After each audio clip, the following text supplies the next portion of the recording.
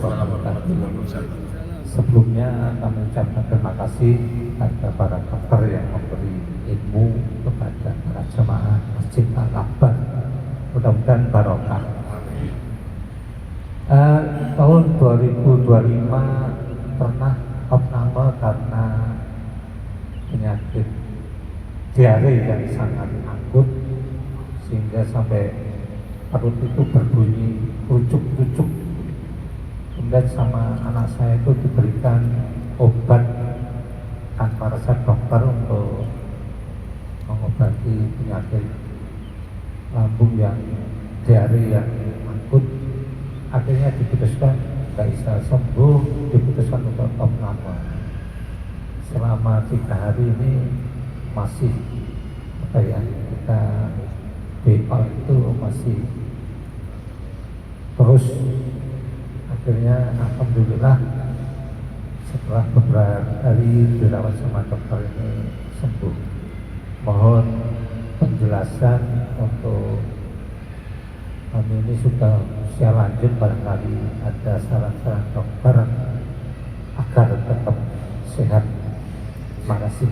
Assalamualaikum warahmatullahi wabarakatuh. Ya, jadi apa yang ditakutkan pada orang-orang usia senior, Bapak Ibu yang terhormat, jadi kalau dulu zaman saya masih kuliah, masih kuliah, orang kanker usus besar itu selalu di atas umur 50-60 tahun. Dan ada faktor keturunan, bapaknya, pamannya, bibinya ada yang kita itu. Saat ini saya mendapatkan yang paling muda umurnya itu adalah 23 tahun plus. dan ternyata 80% pasien-pasien dengan kanker usus besar itu adalah sporadik, artinya tidak mempunyai faktor keturunan, tidak punya keluarga yang mempunyai kanker. Jadi artinya apa? Jadi artinya ini adalah ada suatu modifikasi pada tubuh kita oleh faktor-faktor lingkungan, entah itu hidup yang tidak sehat, entah seringnya makan junk food, atau karena merokok, atau karena polusi. Sehingga saat ini berbagai konstitusi dunia termasuk WHO menganjurkan untuk deteksi dini.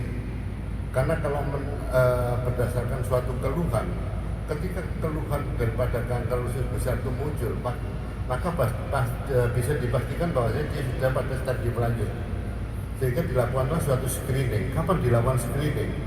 Satu, apabila ada seseorang di atas umur 40 tahun yang mengalami perubahan pola buang air besar, biasanya sebenarnya beraknya bagus, tiba-tiba sekarang ini kok sulit berak, terus dikasih obat kebablasan, murus gitu ya, terus kemudian itu adalah perubahan pola buang air besar. Atau katakanlah dia pengejan berlebihan atau ada darah. Apabila terjadi suatu perubahan pola buang air besar, maka dianjurkan untuk pemeriksaan kotoran. Dan apabila ada kelainan baru dilakukan suatu investigasi lebih lanjut. Jadi gejalanya bisa diare, bisa ini. Jadi katakanlah betul. Jadi kalau simple diare artinya adalah diare yang oleh karena kita tidak tahan terhadap makanan tertentu, misalkan aja kita habis minum susu kemudian diare, maka itu adalah dipicu oleh karena kita tidak memiliki enzim yang cukup untuk mencerna susu. Ketika makanan tersebut tidak tercerna secara baik, maka makanan tersebut akan dianggap sebagai suatu benda asing oleh tubuh kita, sehingga tubuh kita ingin cepat-cepat mengeluarkan. Dan dia akan menimbulkan gas, sehingga kembung, mules, tiba-tiba sur. Akan tetapi ya mudah-mudahan aja hanya itu. Akan tetapi kalau sudah lebih dari 3 hari atau orangnya di atas 45 tahun, maka lebih baik dilakukan pemeriksaan kotoran untuk kewaspadaan ini. Jadi kita harus bagaimana mencegah suatu diare begitu. Yang paling penting adalah satu, faktor lifestyle. Jangan kemudian makan pagi dan siang itu dijadikan satu. Begitu makan siang kemudian kita makan penyetan yang pedes-pedes, yang jelas ini kita akan diare. Jadi ada yang namanya traveler diare, di mana orang-orang yang bepergian itu lebih mudah untuk mengalami diare. Oleh karena apa? Dia tidak saluran makannya adalah tidak friendly terhadap makanan-makanan lokal. Itu yang jadi misalkan aja kita pergi ke Irian, kita harus makan papeda sama kuah kuning, tiba-tiba diare, bisa saja terjadi. Atau kita sudah lama tidak pernah makan suatu rujak di mana petisnya itu mengandung berbagai ini ya, itu bisa saja terjadi diare. Akan tetapi ya itulah, jadi diare itu banyak yang ditakutkan adalah kalau diare yang berhubungan dengan keradangan usus yang namanya adalah inflammatory bowel disease. Jadi sekali lagi bahasanya apa yang harus kita kerjakan paling baik adalah lifestyle. Kita memanage tubuh kita mengikuti kebutuhannya dia.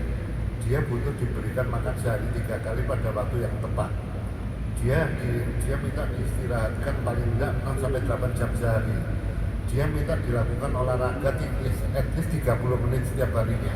Ikuti itu, insya Allah akan lebih sehat. Jadi itu Bapak, mudah-mudahan. Satu kali lagi